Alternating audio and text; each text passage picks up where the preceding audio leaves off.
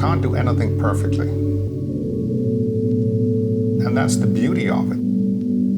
The slight variances and differences, it'll always have some character and feeling in it. It's a combination of the design and that individual feeling that makes the piece different and special.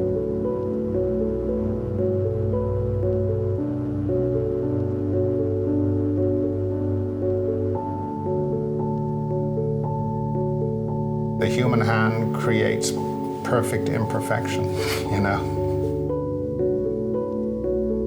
We're always trying to find new expressions for the glass. We search for character and then blend that with function. Every time someone's making something on the glass floor, there's a chance of failure.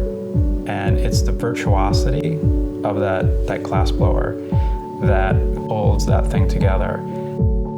The moment you take the glass out of the furnace, you can't take your attention off it for a split second. If you get it wrong, you can't go back and do it again. You have one shot. And that's why people say it looks like a ballet.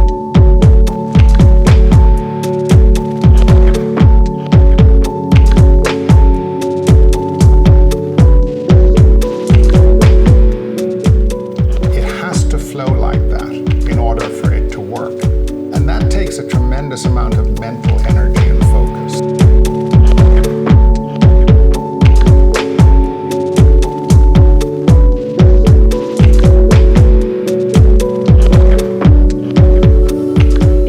I worked in glass factories all over Europe.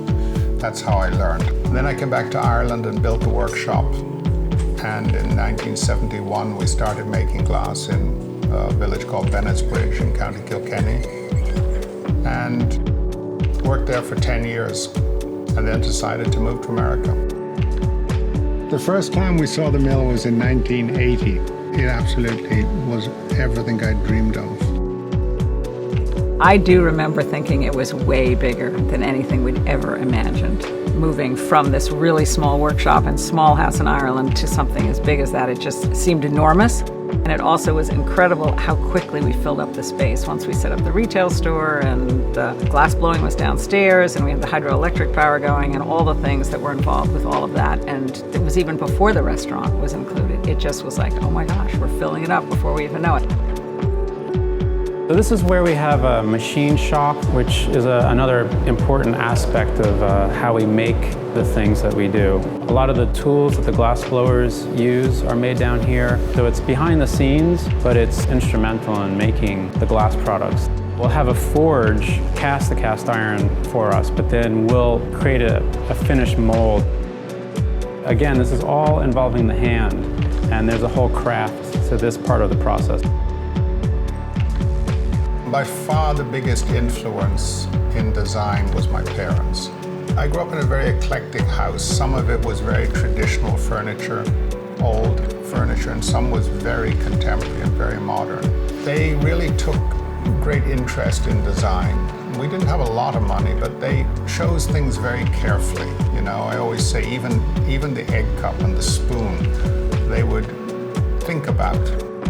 And so I grew up sort of surrounded by really what I consider good design and interesting design. In our restaurant, the same values are reflected there because we really want to support local farmers and use as many local products as we can. We have an abundance of amazing products, fruit, vegetables, cheese, and grass-fed beef, and just a lot to choose from. And we were doing that long before farm to table became popular, you know. I don't know if Simon talked about it, but his father was making a distinct decision to start a pottery and do something that was against the mass-produced product. He was part of a generation of craftspeople that were almost like a revolt against the mass-produced products. There's been a tradition of crafts in my family, and it's wonderful to see Andrew carrying on with it in the wood.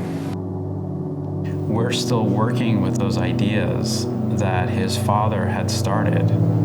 And that tradition stays with us today. It's in the character of the product that we create. It's about designing things that people live with.